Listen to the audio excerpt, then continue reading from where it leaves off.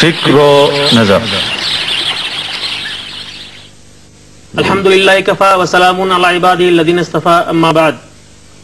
محترم ناظرین، السلام علیکم ورحمۃ اللہ وبرکاتہ۔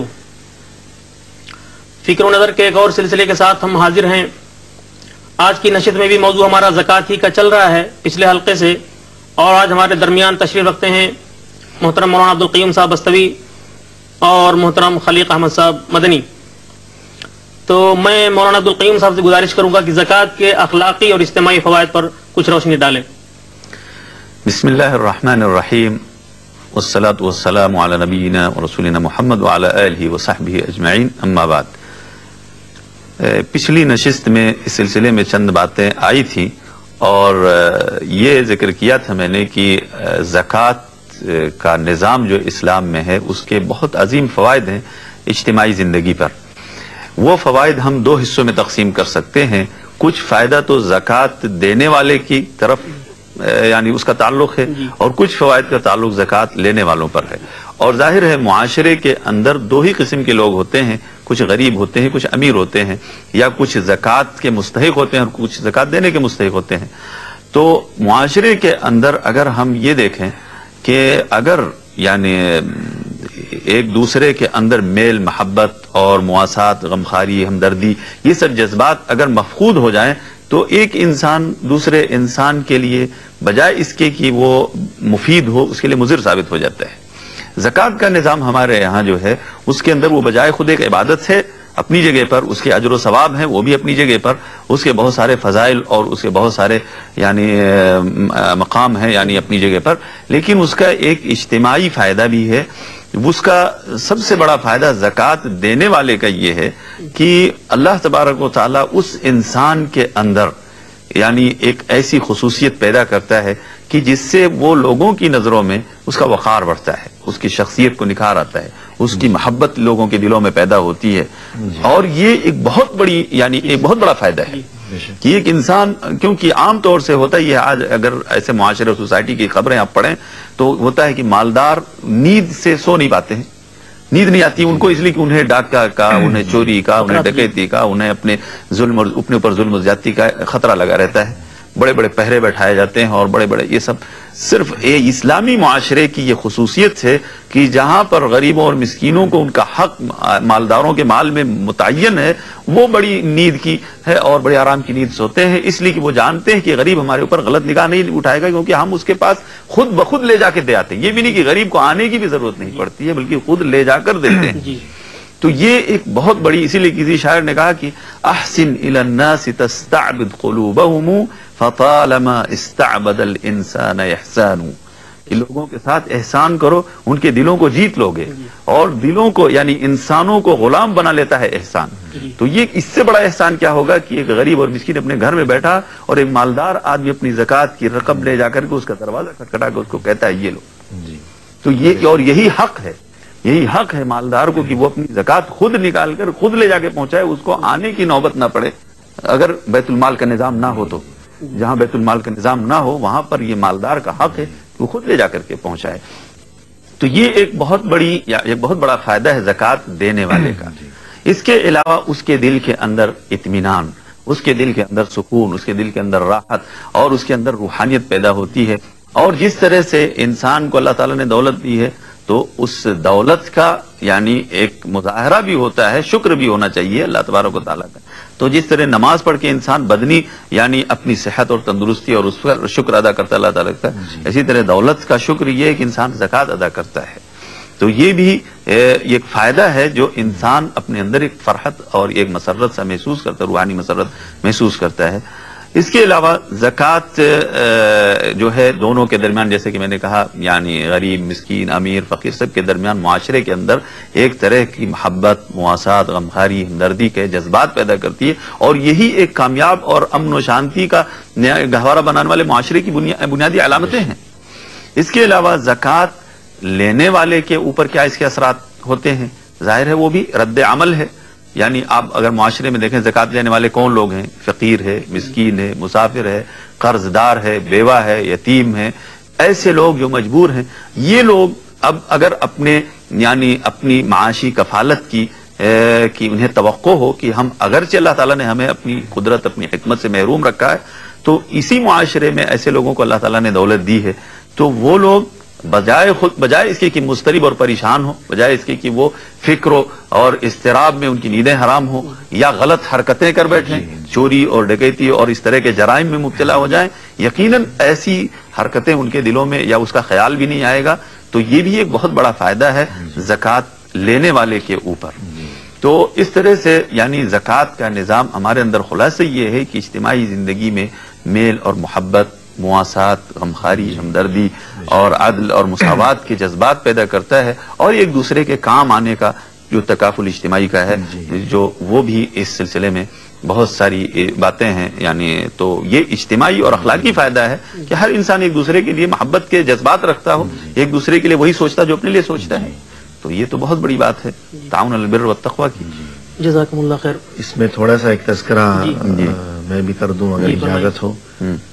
وہ یہ کہ آج کل کے دور میں جب مشاہدہ یہ ہے کہ ہر شخص نفسا نفسی کی زندگی میں مشغول ہے، ہر شخص کی یہ خواہش ہے کہ میں دوسرے سے چھین لوں، بس اپنی جیب بھر لوں کسی بھی طرح، چاہے دوسرے کا حق دبانا پڑے. تو ایسے میں وہ شخص جو کہ زندگی بھر ہر سال پلٹ پلٹ کر اپنی جیب میں رکھا ہوا اپنا پیسہ چپ چاپ خاموشی کے ساتھ وہ ہر سال غریب کی ہتھیلی پر رکھ دیتا ہے، کیا اس کے بارے میں یہ تصور کیا جا سکتا ہے کہ وہ کسی کا مال چھینے گا، کسی کی جیب کاٹے گا؟ یقیناً نہیں. یعنی وہ شخص سوسائٹی کے لیے، معاشرے کے لیے کتنی بڑی نعمت ہے. جی صحیح بات. کہ بجائے اس کے کہ وہ کسی دوسرے کو نقصان پہنچانے کے بارے میں سوچے، جبکہ آج کل ہر طرف یہی دورہ ہے، یہی مرض ہے. وہ شخص کتنا عظیم انسان ہے کہ جو ہر سال پلٹ پلٹ کر زندگی بھر اپنی جیب میں رکھا ہوا مال خاموشی کے ساتھ بغیر کسی کے مجبور کیے ہوئے محض اللہ کی خوشنودی کی خاطر دوسروں کو تقسیم کر رہا ہے. تو اگر ہم سب اسی چیز کو اپنا لیں اور زکوٰۃ کی ادائیگی کا اہتمام کریں تو یہ نفسا نفسی اور دوسرے کے حق تلفی، یہ تمام مصائب ان کا خاتمہ ہو جائے گا. حسد، نفرت، عداوت معاشرے سے ختم ہو جاتی ہے. اجتماعی زندگی کی بہت بڑی کامیابی. جی جی. زکوٰۃ کے لغوی معنی جیسا کہ ہم جانتے ہیں اضافہ بڑھوتری کے ہیں جی، اور حدیث کی روشنی میں ہم کو معلوم بھی ہوتا ہے کہ زکوٰۃ مال میں اضافے کا سبب بنتا ہے. اور اگر اسلامی نظام پر صحیح معنوں میں عمل ہو جس میں نظام زکوٰۃ بھی شامل ہے تو معاشرے میں ہر طرح کی اقتصادی اور معاشری مساوات کا ماحول ہم کو دیکھنے میں ملے گا. اور اس کی مثال، بین مثال ہمیں حضرت عمر بن عبدالعزیز رحمۃ اللہ علیہ کے زمانے میں مل چکی ہے کہ ایسا نظام ان کے زمانے میں تھا کہ خود زکوٰۃ کی رقم فاضل ہو جاتی تھی اور وہ اپنے گورنر کو ساتھ لے کے چلتے تھے، لیکن زکوٰۃ کا کوئی مستحق نہیں ملتا تھا. تو یہ زکوٰۃ کے اتنے بڑے معاشی اور اقتصادی فوائد ہیں. میں چاہتا ہوں کہ آپ اس سلسلے میں ذرا کچھ اور روشنی ڈالیں. بے شک آپ نے درست فرمایا. تاریخ شاہد ہے کہ جب نظام زکوٰۃ کے نفاذ کا عملی مظاہرہ کیا گیا تو بسا اوقات کوئی شخص اپنا مال لے کر بازار میں نکلتا تھا مستحق کی تلاش میں، مگر دن بھر وہ اپنا مال لیے ہوئے گھومتا رہا اور شام ہو گئی، اسے کوئی مستحق نظر نہیں آتا تھا اور وہ واپس مال سمیت گھر کو لوٹ جاتا تھا. تو حقیقت یہ ہے کہ جیسا کہ صاف سیدھی سی بات ہے کہ ہر معاشرے میں بہت سے کمزور افراد بھی موجود ہوا کرتے ہیں. کوئی بیچاری بیوہ عورت ہے کہ خود اپنے لیے وہ روزگار کا سامان نہیں کر سکتی، کوئی یتیم بچہ ہے یا غریب فقیر ہے، مسکین ہے، یا کوئی شخص نابینا ہے، یا کوئی کسی ایکسیڈنٹ میں حادثے وغیرہ میں معذور ہو گیا. تو ایسے لوگ بکثرت موجود ہوتے ہیں تقریباً ہر معاشرے میں. یا تجارت میں کسی کا دیوالیہ ہو جاتا ہے، یا دیوالیہ ہو گیا، خسارہ ہو گیا، یا کسی بھی وجہ سے وہ شخص اپنے لیے روزی مہیا کرنے کا انتظام کرنے سے عاجز اور قاصر اور معذور ہوتا ہے. تو اب غور کرنے کی بات یہ ہے کہ کیا یہ شخص زندگی بھر ہمیشہ کے لیے اپنی عزت نفس کا گلا گھونٹتا رہے، اپنی انا اور اپنی عزت نفس کو مجروح کرے، اور ساری زندگی وہ 2 وقت کی روٹی کے لیے اس کا یہ حال ہو کہ وہ آج ایک کے در پر دستک دے رہا ہے، کل دوسرے کے دروازے پر ہے، کہ زندگی بھر وہ لوگوں کے سامنے دستے سوال دراز کرتا پھرے یا اپنا دامن پھیلاتا پھرے؟ کیا اس کے اس پریشانی، اس مشکل کا کوئی علاج نہیں ہے؟ تو یقیناً یہ جو نظام زکوٰۃ ہے اسلام میں، چونکہ یہ قانون الہی ہے، اللہ نے یہ ایک قانون بنایا ہے اور اللہ اپنی مخلوق کے مسائل کو زیادہ بہتر جانتا ہے، تو جب ہر سال اتنی بڑی تعداد میں لوگ زکوٰۃ ادا کریں گے تو یقیناً ایک بڑی خطیر اور معقول رقم جمع ہو جائے گی اسلامی بیت المال میں۔ اب یہ رقم جو جمع ہو رہی ہے اسلامی بیت المال میں، تو یقیناً اس کے اولین اور بہترین مستحق یہی معذور اور کمزور افراد ہیں معاشرے کے، کوئی غریب ہے، مسکین ہے۔ تو یوں جسے ہم تکافل اجتماعی کہتے ہیں کہ اگر کوئی شخص کسی وجہ سے معذور ہے کہ اپنے لیے وہ خود روزی کا بندوبست نہیں کر سکتا، تو اب اسے زندگی بھر دستے سوال دراز کرنے کی بجائے یا اپنی عزت کو مجروح کرنے کی بجائے اسلام میں اس کے لیے یہ حل موجود ہے کہ تمام معاشرہ اس کا ذمہ دار ہے۔ تمام معاشرہ، جیسے ہر شخص اپنے اہل و عیال کے لیے ذمہ دار ہے، تو تمام اسلامی معاشرہ اور سوسائٹی مل کر گویا اس کے لیے ذمہ دار ہے، اسلامی حکومت اس کی ذمہ دار ہے۔ تو اس چیز کا نام ہے تکافل اجتماعی، اور یقیناً یہ اسلام میں یہ جو نظام زکوٰۃ ہے اس کی یہ بہت ہی بڑی برکت ہے اور یہ اس کا ایک بہترین ثمرہ ہے۔ اسی لیے نبی کریم صلی اللہ علیہ وسلم نے فرمایا تؤخذ من اغنیائہم وترد الی فقرائہم، یہی اقتصادی اور تکافل اجتماعی کی طرف اشارہ کیا کہ جو ان میں مالدار لوگ ہیں انہی سے دولت لی جائے گی اور انہی کے فقراء میں تقسیم کر دی جائے گی۔ بلکہ قرآن کریم میں بھی ہے کہ کئی لا یکون دولۃ بین الاغنیاء منکم، کہ ایسا نہ ہو کہ یہ مال و دولت کی گردش صرف مالدار طبقے تک محدود اور محصور ہو کر نہ رہ جائے، بلکہ اس دولت کا ایک دھارا وہ غریبوں اور فقراء کی طرف بھی بہنا چاہیے۔ اور اس کی مثال جو ماہرین معاشیات ہیں وہ یوں بھی بیان کرتے ہیں کہ پیسے یا مال و دولت کی مثال انسانی جسم میں دل کی مانند ہے، اور فرض کیجئے کہ اگر کسی کے جسم کا تمام خون اس کے دل میں مجتمع ہو جائے تو اس کے دو نقصانات ہوں گے۔ پہلی بات تو یہ کہ یہ چیز خود دل کے لیے بھی مضر ہے کہ اس کی حرکت میں فرق آئے گا، رکاوٹ پیدا ہوگی، اور دوسرا نقصان یہ کہ جسم کے باقی تمام اعضاء مفلوج اور شل ہو کر رہ جائیں گے۔ تو مال و دولت اگر صرف امراء کے طبقے تک محدود ہو جائے تو ان کا حال تو یہ ہوگا کہ ان میں بہت سی اخلاقی خرابیاں پیدا ہو جائیں گی، مثلا آرام پسندی، راحت پسندی، فخر و غرور اور فکر آخرت سے غفلت شعاری، عیاشی وغیرہ، اور جو غرباء کا طبقہ ہے ان میں احساس محرومی، حسد، بغض و عداوت، تو یہ تمام اخلاقی برائیاں جنم لیں گی۔ جبکہ زکوٰۃ ادا کرنے سے یہ نتیجہ برآمد ہوگا کہ وہ محروم شخص وہ اپنے پڑوس میں رہنے والے مالدار کو دیکھ کر وہ حسد میں مبتلا ہونے کی بجائے وہ اسے اپنا محسن تصور کرے، اور یوں یہ امیر اور یہ غریب باہم منافرت اور عداوت کی بجائے اور جنگوں کی بجائے یہ شیر و شکر ہو جائیں گے، اور یہ دونوں طبقے مل کر ملت اسلامیہ کے دست و بازو بن جائیں گے۔ جزاک اللہ۔ مال میں زکوٰۃ سے اضافہ جو ہوتا ہے یہ مادی و معنوی دونوں طور پر ہوتا ہے، اور اسلامی مالیاتی سسٹم کو چلانے کے لیے زکوٰۃ ایک اہم عنصر ہے۔ آج کے زمانے میں خاص طور سے تجربہ بھی اس پہ ہوا ہے، اور خود اللہ تعالیٰ نے قرآن میں بھی فرمایا ہے کہ کس طرح سے زکوٰۃ دینے والے زکوٰۃ دینے سے مال بڑھتا کس طرح سے، اور ظاہر فرمانا الہی اس میں شک کی کوئی گنجائش نہیں ہے۔ اللہ تعالیٰ نے فرمایا ہے وما انفقتم من شیء فهو یخلفہ، وہ خیر الرازقین، کہ اگر تم کچھ خرچ کرتے ہو تو اللہ تعالیٰ اس سے اور زیادہ دے گا، اس کا بدلہ دے گا۔ اور دوسری آیت میں اللہ نے فرمایا ہے وما آتیتم من زکاۃ تریدون وجہ اللہ فاولئک هم المضعفون، یعنی اگر تم زکوٰۃ دیتے ہو اللہ تعالیٰ کے لیے، اللہ تعالیٰ کی نیت کر کے، تو اللہ تعالیٰ اس میں اضافہ کرتا ہے، زکوٰۃ دینے والوں کا مال مضاعف دگنا ہو جاتا ہے، بڑھتا ہے۔ تو یہ سب جو ہے زکوٰۃ کے معاشی اور اقتصادی فوائد ہیں۔ بلکہ ایک حدیث میں آتا ہے نبی اکرم صلی اللہ علیہ وسلم نے فرمایا کہ ایک فرشتہ ہے جو دعا کرتا رہتا ہے اور کہتا اللہم آت منفقا خلفا وآت ممسکا تلفا، اے اللہ جو تیرے راستے میں خرچ کر رہا ہے تو اس کو اس کا عوض دیتا رہا، اور جو روکتا ہے دولت کو اللہ تو اس کے مال کو برباد کر دے۔ تو یہ بھی اس بات کی دلیل ہے کہ خرچ کرنے سے اللہ تبارک و تعالی انسان کے مال میں برکت عطا کرتا ہے۔ اور پھر کسی کو یہ نہیں سوچنا چاہیے کہ مثلا میں نے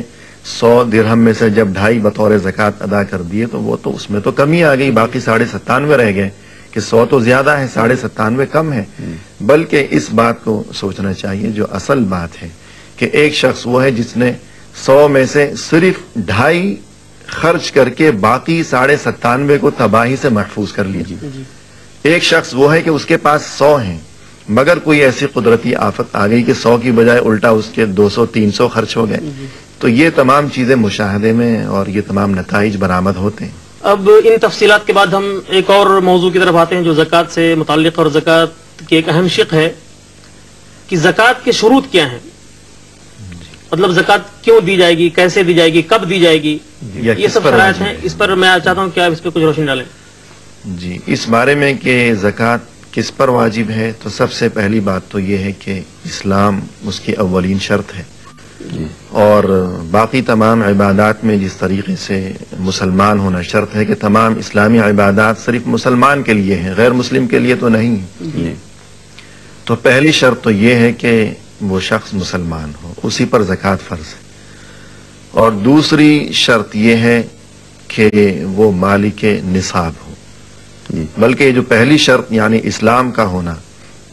اس میں اس حدیث کا حوالہ بھی دے دوں تو مناسب رہے گا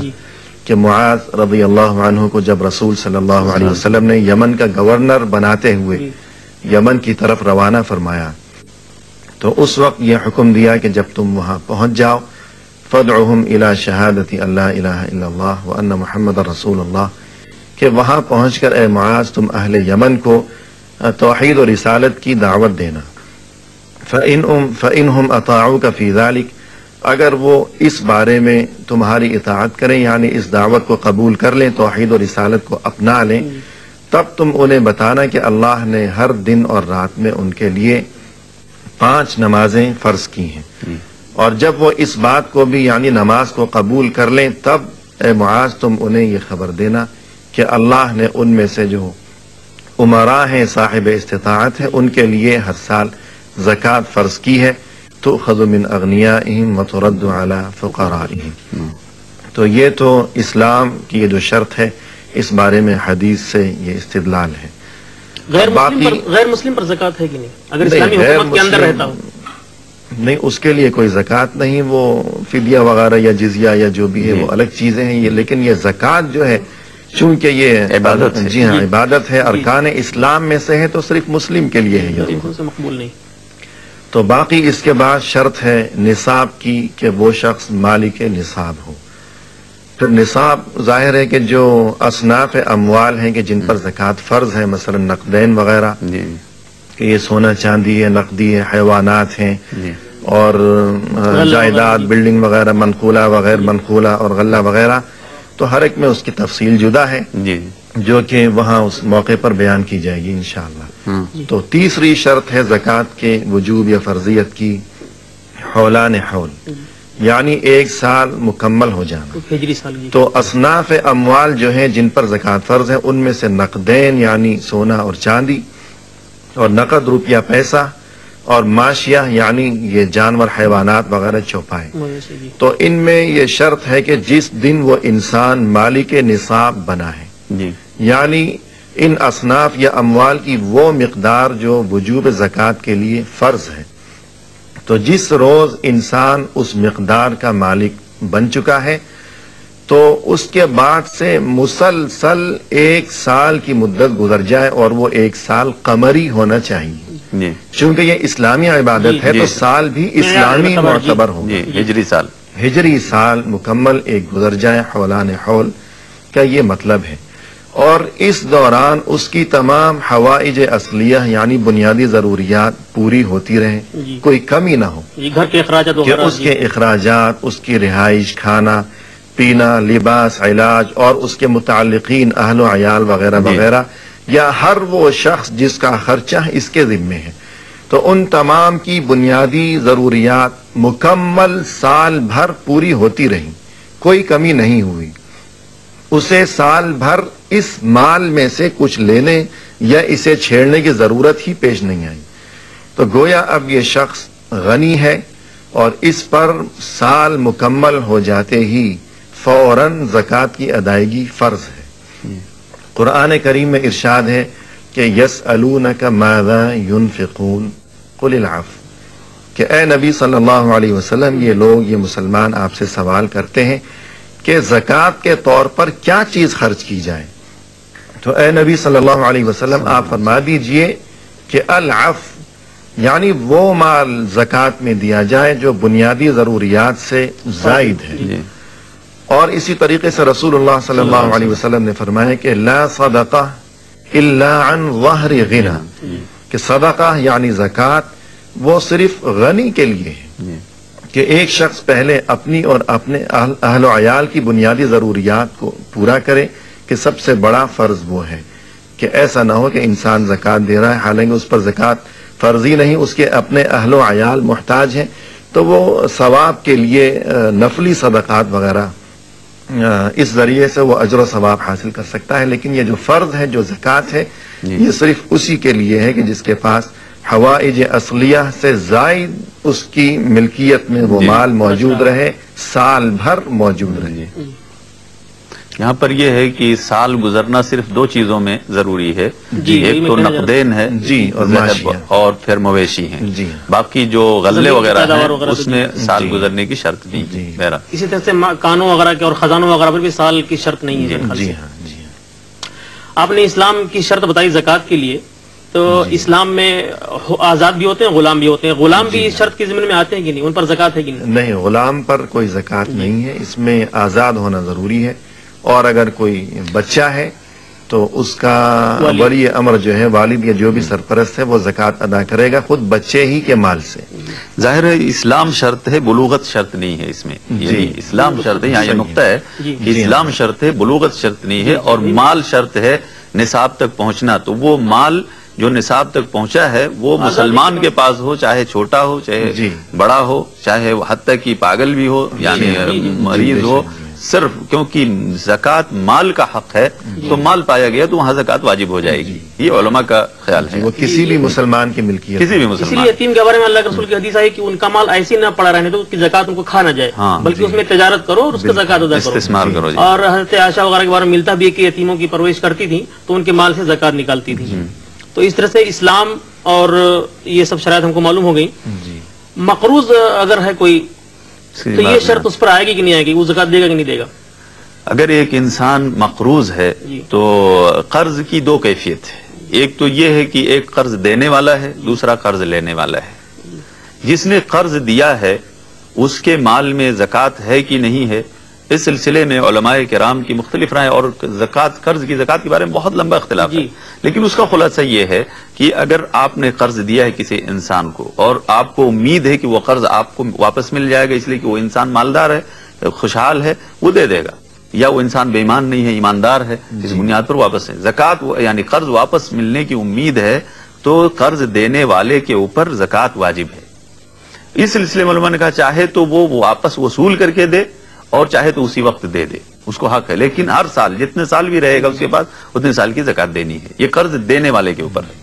اور جس نے قرض لیا، دوسرا مسئلہ یہ ہے کہ ہم نے قرض لیا ہے کسی انسان سے، تو وہ مال جو ہمارے پاس قرض کا ہے اس پر ہمارے اوپر زکوٰۃ نہیں ہے۔ مقروض ہے ایک انسان کے پاس مثلا 50,000 روپے ہیں اور 50,000 وہ مقروض بھی ہے، تو یہ 50,000 روپے گویا کہ قرض کے اندر پھنسا ہوا ہے، گویا وہ اس کی ملکیت نہیں ہے بظاہر، لیکن بظاہر ہے لیکن حقیقت نہیں ہے، تو اس لیے اس کے اوپر زکوٰۃ فرض نہیں ہے۔ یہ علماء کرام زکوٰۃ کے قرض کے سلسلے میں علماء کرام کا فتویٰ ہے۔ جی، اور قرض ہی کی طرح سے بعض اور قسمیں ہوتی ہیں اموال کی جو ہماری ہوتی تو ہے ملکیت لیکن ہمارے ہاتھ میں نہیں ہوتی ہے، مثلا یا اس کی تعبیر کچھ اور آپ کر سکتے ہیں، جیسے بونس وغیرہ ہے، یا ایک اور فنڈ ہوتا ہے سروس کے زمانے میں جو لوگ نوکری کرتے ہیں اس کو بولتے ہیں پراویڈنٹ فنڈ، وہ ہوتی تو آپ کی، آپ کو ملے گی وہ نوکری کے بعد، لیکن ابھی آپ کے ہاتھ میں نہیں ہے، تو کیا وہ قرضہ والے مال کے حکم میں آئے گا؟ وہ مال یا بینک میں امانت رکھی ہوئی آپ کی؟ بینک کا مسئلہ الگ ہے اور جو استحقاق کی بات ہے وہ الگ ہے۔ استحقاق جو ہے وہ ہر سال اس میں بڑھتے بڑھتے جا کر کے کسی ایک اس پر پہنچتا ہے ریٹائرمنٹ تک، اس کا مسئلہ الگ ہے۔ اور بینک کے اندر جو آپ کا کریڈٹ ہے یا جو آپ کا یعنی پہلے سے جمع کیا ہوا ہے قبضے میں ہے، وہ تو اپنے قبضے میں ہے، جب چاہے آپ واپس لے سکتے ہیں اور آپ کو پتا ہے کتنا ہے، تو اس کا حکم عام مال دولت کا حکم ہے، اس کا کوئی اختلاف نہیں، چاہے وہ ہماری جیب میں ہو، گھر میں ہو یا بینک میں ہو یا کسی بھی۔ اسی طرح سے شیئر وغیرہ کا مسئلہ ہے، یہ تو بہت دوسرے مسائل ہیں، تو بہرحال اس پر مزید گفتگو آگے ہوگی، لیکن جو مسئلہ آپ نے ذکر کیا وہ یہ ہے کہ انسان جب اس کے قبضے میں آ جائے گی وہ دولت تو قبضے میں آنے کے بعد پھر 1 سال اس پر گزرے گا تب وہاں سے زکوٰۃ وہ دے گا. حقیقت یہ ہے. اب شروط زکوٰۃ ہم کو معلوم ہو گئی، اسلام وغیرہ شرط ہے اس کے لیے اور نصاب شرط ہے، اولان حول شرط ہے. یہ اب میں آپ سے گزارش کروں گا کہ کن مالوں میں یا کن قسموں میں زکوٰۃ واجب ہوتی ہے، یعنی اصناف زکوٰۃ جسے کہہ لیجیے، کون کون سی چیزیں جس میں ہم کو زکوٰۃ دینا ہے؟ حقیقت یہ ہے کہ زکوٰۃ جن مال پر واجب ہے، فرض ہے، اس کی 2 قسمیں ہیں. کچھ چیزیں تو ایسی ہیں جس میں کسی کا اختلاف نہیں ہے کیونکہ وہ قرآن اور حدیث میں وارد ہیں، اس لیے ان پر بالاتفاق زکوٰۃ واجب ہے. اس میں سے ہے نقدین، یعنی چاندی اور سونا، اس کو نقدین جو کہتے ہیں، چاندی اور سونا نقدی. تو اس پر جو ہے زکوٰۃ واجب ہے بالاتفاق، کسی کے اس میں اختلاف نہیں ہے. اور اسی کے حکم میں ہے کرنسی نوٹ، آج کل کے کرنسی نوٹ بھی اسی کے حکم میں، کیونکہ وہ اس کا متبادل ہے چاندی اور سونے کا، یعنی نقد روپے پیسے. تو چاہے وہ سونے اور چاندی ہو اور چاہے وہ بینک نوٹ ہو اور چاہے تو کھاتے میں اس کا کوئی بھی متبادل، چاہے چیک ہو چاہے ڈرافٹ ہو، سب کچھ ہے، سب اسی کے حکم میں ہے، سب اسی کے نقدین یعنی نقد کے حکم میں ہے. اس پر زکوٰۃ ہے. یہ پہلا ہے جس پر کسی کا اختلاف نہیں ہے. اور اس کے زکوٰۃ کی مقدار جو ہے 2.5% ہے، 2.5% ہے، جس کو ربع عشر کہتے ہیں. اور اس میں سال میں 1 ہی مرتبہ ہے حولان حول کے بعد. تو اور اس کا ایک متعین نصاب بھی ہے کہ وہاں تک پہنچنے کے بعد ہی ہے، اور وہ ہے 7.5 تولہ سونا ہونا چاہیے، جس کو 85 گرام اس وقت کے مقدار کے یا وزن کے اعتبار سے، اور 52 تولے چاندی، جس کو جو ہے یعنی 52 تولہ چاندی ہونا چاہیے جس کی مقدار ہے. تو بہرحال یہ مسئلہ ہے نقدین کا. دوسری قسم ہے زکوٰۃ کی، وہ ہے غلہ، جس کو زراعت کی طرف جانے سے پہلے روپے پیسے کا جو نصاب ہے، روپے پیسے کا نصاب ہے. اس سلسلے میں علماء کے اندر یہ اختلاف ہے کہ روپے پیسے کو چاندی پر قیاس کیا جائے کہ سونے پر قیاس کیا جائے، یعنی اس کو چاندی کا نصاب یعنی بنایا جائے یا سونے کا نصاب. تو اس سلسلے میں 2 رائے ہے. بعض علماء، کیونکہ یہ جدید مسئلہ ہے، پہلے تو بینک نوٹ ہوتے نہیں تھے، تو بعض علماء نے کہا چاندی پر اگر قیاس کیا جائے تو یہ مسکین اور فقیر کے حق میں زیادہ مفید ہے، کیونکہ تھوڑی ہی مقدار میں زکوٰۃ واجب ہو جائے گی. اور کچھ لوگوں نے کہا نہیں، چونکہ عام طور سے ہوتا یہ ہے کہ اس کا متبادل جو ہے بینک نوٹ کا وہ سونا ہوتا ہے،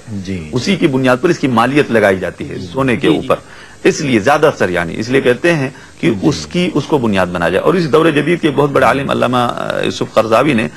اسی کی طرف اپنے رجحان کا اظہار کیا ہے کہ سونے کو بنیاد بنایا جائے. یعنی اگر کسی کے پاس روپے ہیں اور اس کی مالیت 7.5 تولے سونے کے برابر ہے تو اس میں زکوٰۃ ہے، اور اگر اس کی مالیت سے کم ہے تو پھر اس پر زکوٰۃ نہیں ہے. یہ ہے کرنسی نوٹ کے تعلق سے. دوسری چیز ہے جس پر زکوٰۃ واجب ہے بالاتفاق، وہ ہے غلہ، یعنی یعنی زمین سے زرعی پیداوار جو ہے کاشت ہوتی ہے. اس میں بھی اختلاف یہ کہ کون کون سی چیزوں پر ہے، کون کون سی چیزوں پر نہیں ہے، لیکن 4 چیزیں جن پر اتفاق ہے کیونکہ حدیث میں آیا ہے اس کے جی، وہ ہے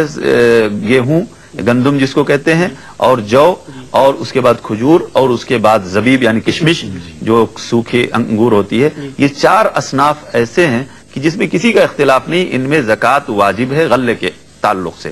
باقی اشیاء جو ہے جن کا تذکرہ قرآن و حدیث میں نہیں ملتا ہے، جیسے چاول ہے یا کہہ لیجئے کہ دال ہے، اور دال کی بہت ساری قسمیں ہیں، پھول، لوبیا وغیرہ، کھجور نہیں، کھجور تو متفق ہے. تو یہ چیزیں جو ہیں یعنی جو دیگر پیداوار جو عرب ممالک میں نہیں پائی جاتی اس زمانے میں، اس کو جمہور علماء کی رائے یہ ہے کہ اگر وہ اس کے حکم میں ہے یعنی غلے کے حکم میں ہے اور وہ حفاظت کی جا سکتی ہے، پریزرو کیا جا سکتا ہے یعنی، اور اس کو ناپی تولی جاتی ہے، تو اس پر زکوٰۃ ہے. وہ گیہوں کے حکم میں ہے، وہ جو کے حکم میں ہے، کھجور کے حکم میں ہے. یہ جمہور کی رائے ہے. اگرچہ اس میں اختلاف ہے ظاہریہ وغیرہ کا بعض علماء کا، لیکن جمہور کی رائے ہے. اسی لیے ہمارے ہندوستان پاکستان میں چاول پہ زکوٰۃ نکالی جاتی ہے، مکئی پہ زکوٰۃ نکالی جاتی ہے، اور دال کی قسموں پر زکوٰۃ نکالی جاتی ہے، اور یہی راجح ہے، اور اسی میں مصلحت ہے فقیر کی. تو یہ دوسری قسم ہے جس میں اختلاف نہیں ہے کہ غلوں پر بھی زکوٰۃ ہے. غلے کی زکوٰۃ کے سلسلے میں یہ ہے کہ اس کا نصاب ہے 60 سا. 60 سا یعنی اس کی تقریباً جو ہے مقدار اس کی بنتی ہے 653 کلو گرام. 653 یعنی 6 کنٹل 53 کلو کیجی. اگر کسی کے پاس غلہ ہے تو اس پر زکوٰۃ شروع ہوتی وہاں سے، اگر اس سے کم ہے تو اس پر نہیں ہوتی ہے. یہ ہے یعنی موجودہ جو اس وقت وزن کا پیمانہ چل رہا ہے اس پر قیاس کیا ہے علماء نے، یا اس کا مقدار بنائی ہے. تو یہ غلہ ہے، اور غلے پر زکوٰۃ اسی دن واجب ہو جاتی ہے جس دن وہ کھیت سے کاٹ کر کے یا کھلیان سے یا باغ سے کاٹ کر کے لایا جاتا ہے۔ اس کے اوپر حولان حول شرط نہیں، اگر کسی کھیت سے سال میں 3 مرتبہ فصل اگائی جاتی ہے تو 3 مرتبہ اس میں زکوٰۃ دینی پڑے گی۔ وَآتُوا حَقَّهُ يَوْمَ حَصَادِهِ، وَآتُوا حَقَّهُ، اور اس کی دلیل ہے کہ وَآتُوا حَقَّهُ يَوْمَ حَصَادِهِ، بلکہ یہ اور اس میں جو فرضیت ہے کتنا دینا ہے، یہ سونے کی طرح نہیں 2.5% ہے، اس میں ہے عشر یا نصف عشر، یعنی 1/10 یا 1/20، 1/10 یا 1/20 ہے غلے کی زکوٰۃ۔ 1/10 اس میں ہے جس میں انسان نے اس کی سینچائی میں کوئی محنت نہ کی ہو، بارش کے پانی سے وہ فصل سینچی گئی ہو اور اسی طرح اگ گئی ہو، اس میں اس نے کوئی محنت نہ کی ہو، یا قریبی تالاب وغیرہ اگر متصل ہو ان سے بھی، نہروں سے، یعنی جس میں وہ اسے پیسے نہ دیے ہوں، محنت سیلاب کے پانی سے، جی۔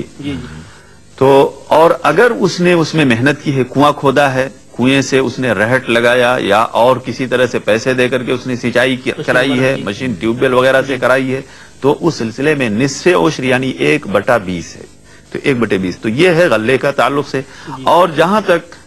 تیسری قسم کی یعنی زکوٰۃ ہے یا زکوٰۃ کی تیسری قسم ہے، وہ مویشی ہیں۔ مویشی میں بھی 3 چیزیں متفق علیہ ہیں، 3 انواع متفق علیہ ہیں، ایک ہے اونٹ، اور دوسرے ہیں گائے، اور تیسرے ہیں بکری۔ 3 اصناف ہیں جو بہیمۃ الانعام کہلاتے ہیں، یعنی چوپائے۔ تو یہ تینوں میں زکوٰۃ جو ہے یہ فرض ہے، اور یہ متفق علیہ مسائل ہیں زکوٰۃ کے تعلق سے، اور تینوں کے الگ الگ نصاب ہیں۔ مثلا اونٹ جو ہے اگر 5 اونٹ سے کم ہے کسی کے پاس تو اس پر زکوٰۃ نہیں ہے، 40 بکری سے کم ہے تو اس پر زکوٰۃ نہیں، 30 گائے سے کم ہے تو اس پر زکوٰۃ نہیں، یعنی زکوٰۃ شروع ہوتی ہے 5 اونٹ سے اور 30 گائے سے اور 40 بکریوں سے۔ تو یہ ہے اس کا نصاب، اور اس کی بہت لمبی تفصیل ہے، یہاں پر اس کا موقع بھی نہیں ہے، لیکن اس میں جو ہے زکوٰۃ فرض ہے، اور اس کے ساتھ یہ بھی شرط ہے کہ یہ جانور انسان اپنا چارہ اور پانی یعنی نہ دیتا ہو، اپنا چارہ نہ کھلاتا ہو، بلکہ یہ کھلے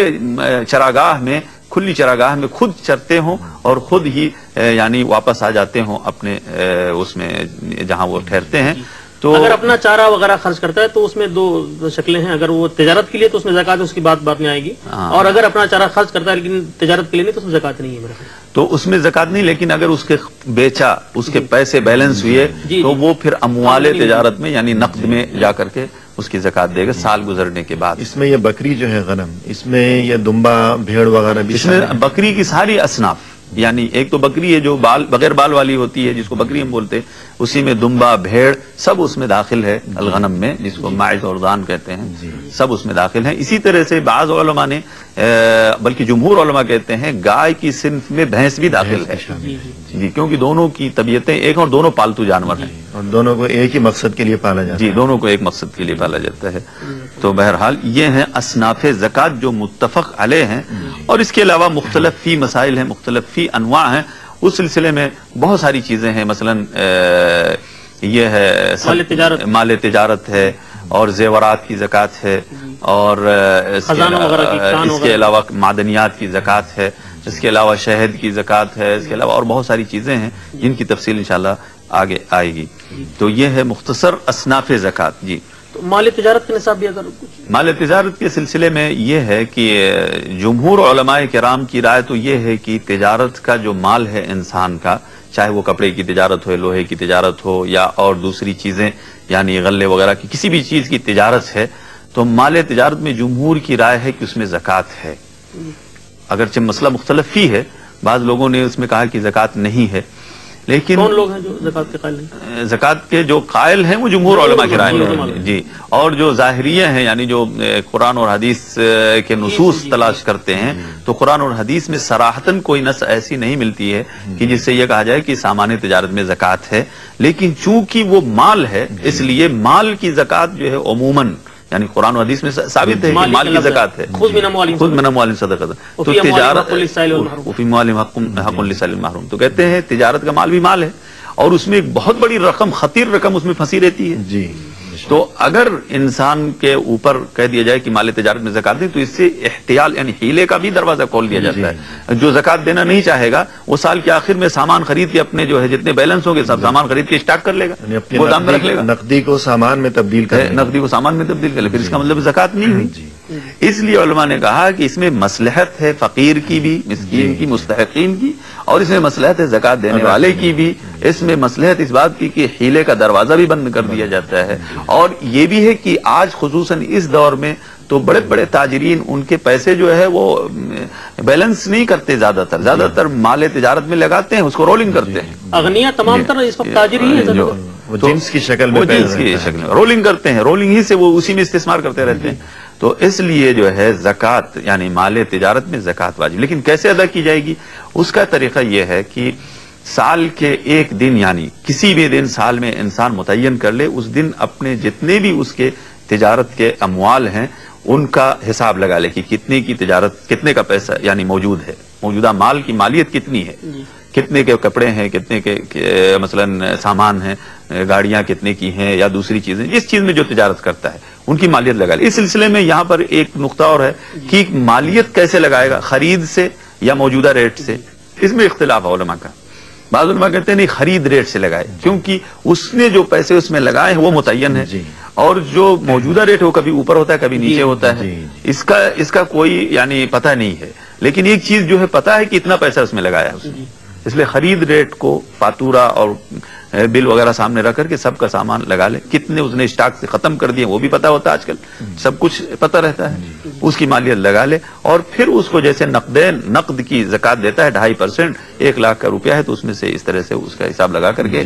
جو ہے اس کی زکوٰۃ نکال، سال میں ایک مرتبہ متعین کر کے، یہ ہے زکوٰۃ کی رقم۔ اس سلسلے میں آپ کو صحیح حدیث تو نہیں ملیں گی، لیکن آثار اس سلسلے میں ملتے ہیں۔ آثار کا مطلب ہے صحابہ کرام، تابعین اور ائمہ کرام کے فتوے اس میں ملتے ہیں، اور جہاں پر قرآن و حدیث سے مسائل نہیں ملتے ہیں وہاں پر یہ ضروری ہے کہ ہم یہ دیکھیں کہ سلف صالحین نے اس سلسلے میں کیا کیا ہے۔ بالکل۔ تو صحابہ کرام اور خلفائے راشدین کا اس پر عمل ہے کہ وہ لوگ زکوٰۃ کے مال تجارت میں زکوٰۃ لیا کرتے تھے، تو اس لیے بہتر رائے یہی ہے کہ اس میں زکوٰۃ دیے جائے۔ جزاک اللہ خیر۔ زکوٰۃ کا جیسے مولانا نے بتایا کہ کس دن زکوٰۃ شروع کی جائے گی، تو عام طور سے ہمارے مسلمان بھائی رمضان کے مہینے میں، چونکہ رمضان میں ثواب زیادہ ہوتا ہے ہر نیک کام کا، اور زکوٰۃ بھی ایک نیک کام ہے، تو رمضان کے مہینے میں زکوٰۃ زیادہ تر نکالتے ہیں۔ بعض علماء نے محرم کے مہینے سے شروع کرنے کے لیے لکھا، اس سلسلے میں کچھ آپ بیان کریں گے؟ اس سلسلے میں قاعدہ تو یہی ہے کہ جس دن انسان مالک نصاب بنا تھا اس کے بعد جب سال مکمل ہو گیا تو اب علی الفور یعنی فوری طور پر زکوٰۃ ادا کرنا ضروری ہے۔ اب اسے مؤخر کرنا درست نہیں ہے، وہ گناہ ہے۔ یہ اور بات ہے کہ چونکہ رمضان میں ہر عبادت کا ثواب زیادہ ہے اور عبادت میں زکوٰۃ بھی شامل ہے، تو اکثر ایک رواج سا بن گیا ہے کہ لوگ زکوٰۃ دینا بھی رمضان میں زیادہ پسند کرتے ہیں۔ تو اس میں یہی کہا جا سکتا ہے کہ اگر کوئی شخص فرض کیجئے کہ اس پر زکوٰۃ ضروری ہو گئی ہے یا حولان حول ہوا ہے رمضان کی آمد سے پہلے، تو اسے تو رمضان کا انتظار نہیں کرنا چاہیے، اور اگر رمضان کے بعد وہ دن آ رہا ہے تو وہ مقدم کر سکتا ہے، یعنی تعجیل زکوٰۃ میں مقدم کرنے میں کوئی حرج نہیں ہے، البتہ اسے بلا وجہ یا رمضان کے انتظار میں مؤخر کرنا وہ بالکل درست نہیں۔ جزاکم اللہ خیر۔ اب آج کی نشست کا وقت قریب الختم ہے، اس لیے اس موضوع پر بہت سی باتیں چونکہ باقی ہیں، اس لیے میں گزارش کروں گا کہ انشاءاللہ دوبارہ آپ لوگوں کو زحمت دی جائے اور زکوٰۃ کا اور اس کے موضوع کا مکمل طور سے حق ادا کیا جائے۔ اللہ تعالیٰ سے دعا ہے کہ ہمارے اس پروگرام کو اپنے بھائیوں تک پہنچانے میں ہماری مدد کرے، اور اس سے ہمارے بھائیوں کے اندر آگہی اور بصیرت ہو۔ لیحیی من حی عن بینہ، اللہ تعالیٰ نے فرمایا ہے کہ ہر چیز کے بارے میں اپنی دلیل اور روشنی ہم کو چاہیے، اور یہ ایک دینی عبادت ہے، دینی فریضہ ہے۔ تو اس لیے ہم اللہ تعالیٰ سے دعا کرتے ہیں کہ اللہ تعالیٰ ہماری اس سلسلے میں جو کوششیں اس کو قبول کرے، اور جو لوگ اس پروگرام کو پہنچا رہے ہیں لوگوں تک ان کو بھی ان کی کوششوں کو قبول کرے اور ان کو نیک اجر دے۔ وآخر دعوانا الحمدللہ رب العالمین۔ السلام علیکم ورحمۃ اللہ وبرکاتہ۔